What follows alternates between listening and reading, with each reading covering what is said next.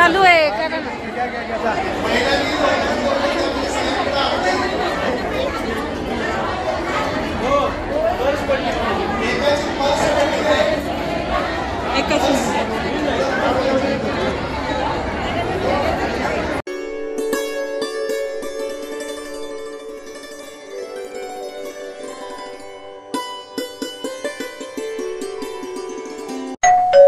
अहो उठा ना, ऑफिसला नाही का जायचं?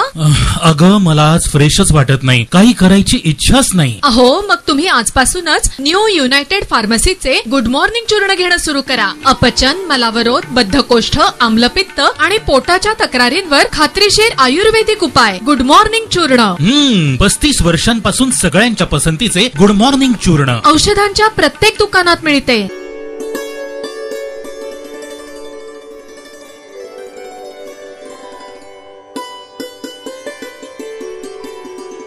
वयोमानाप्रमाणे मलाही कल्पना आहे की काय होऊ शकते याची, परंतु तरी सुद्धा खूप चांगले आहेत असं आज तरी असं वाटतं आणि नक्की आयुष्य छान मिळावं अशी शुभेच्छा देऊन थांबतो.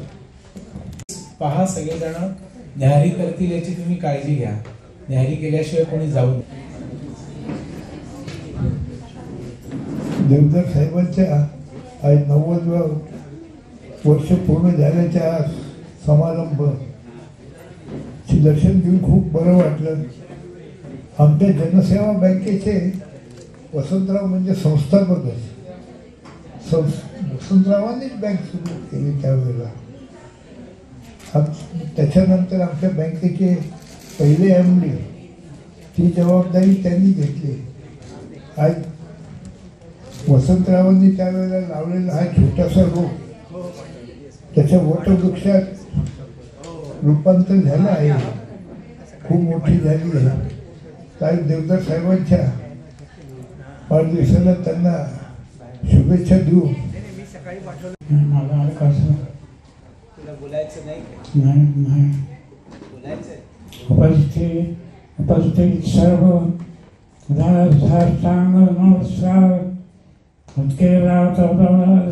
आलात, माझं कौतुक करतात. माझी एवढे काही नाही. मी सगळ्यांना म्हणले नमस्कार नमस्कार. सगळ्यांना माझे आदर्श. पुन्हा आपण कधी माहीत नाही. सर्वांना मी नमस्कार करतो.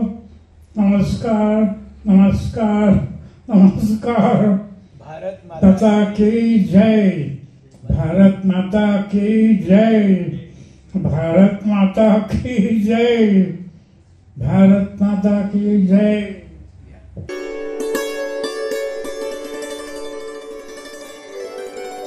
आज विश्व पर्यावरण दिवस आहे आणि पर्यावरणाचं रक्षण करण्याची शपथ आज सगळेजण घेत आहेत.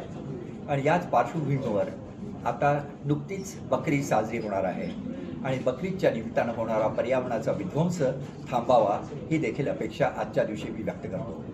बकरी ही पर्यावरण इको फ्रेंडली व्हावी म्हणून आम्ही सातत्यानं प्रयत्न करत आहोत. कारण प्राण्यांची हिंसा मोठ्या प्रमाणात करणं हे कोणत्याही धर्माला मान्य नाही.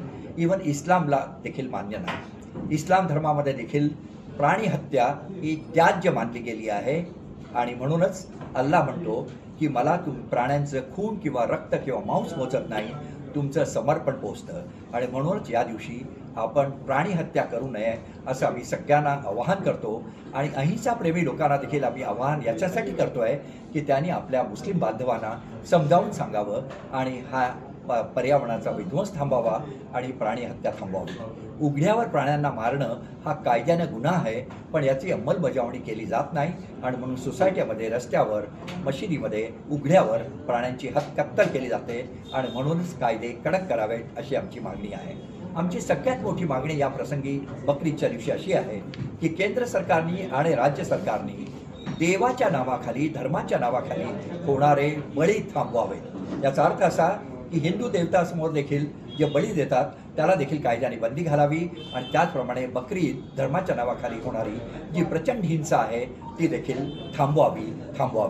यांनी पर्यावरणाचा विध्वंस होतोय, आरोग्याला धोका निर्माण होतोय आणि आपली जी वसुधैव कुटुंबकम ही भारतीय संस्कृतीचं जे वेदवाक्य आहे त्याला देखील यांनी काळिमा लागतोय असं मला वाटतं.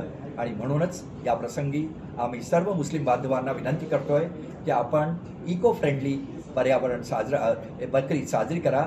दिवाळीच्या निमित्तानं जेव्हा नेहमी होळीच्या निमित्तानं अनेक अहिंसाप्रेमी लोक आवाज उठवतात की पर्यावरणाचा विध्वंस होतोय, पर्यावरणाचा विध्वंस होतोय आणि म्हणून आपण हे होळी सण साजरे करू नका.